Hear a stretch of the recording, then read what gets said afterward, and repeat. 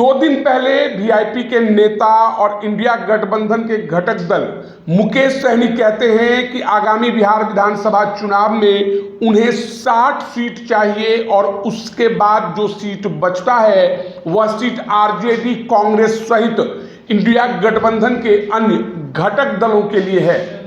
वहीं आज तेजस्वी यादव के आवास पर इंडिया गठबंधन की एक बड़ी बैठक हो रही है, लेकिन बड़ी बात यह है कि मुकेश सहनी इस बैठक से गायब है। नमस्कार, आप देख रहे हैं हेडलाइंस बिहार और मैं हूं रोशन झा। क्या इंडिया गठबंधन में सब कुछ ठीक है? क्या मुकेश सहनी और आरजेडी के बीच कल तक जो रिश्ता था वह रिश्ता अब भी कायम है? हम ऐसा इसलिए कह रहे हैं कि इंडिया गठबंधन में आरजेडी, कांग्रेस के बाद वीआईपी खुद को बड़ी पार्टी बताती है और 60 से अधिक विधानसभा सीटों पर दावेदारी करते हुए वीआईपी के नेता मुकेश सहनी यह भी कहते हैं कि वे तेजस्वी यादव को सीएम बनाएंगे और खुद डिप्टी सीएम बनेंगे।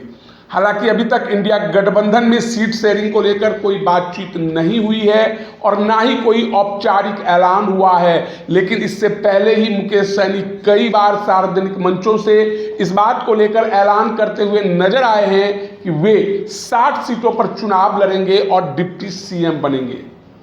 आज इंडिया गठबंधन की बैठक हो रही है। मुकेश सहनी दिल्ली में है। मुकेश सहनी दिल्ली से पटना इस बैठक में शामिल होने के लिए आ सकते थे, लेकिन उनके इस बयान के बाद से बताया जाता है कि आरजेडी और कांग्रेस के नेता असहज हैं।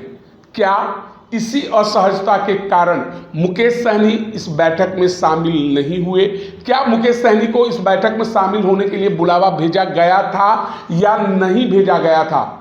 कुल मिलाकर चुनाव से पहले इंडिया गठबंधन में लग रहा है कि सब कुछ ठीक नहीं है।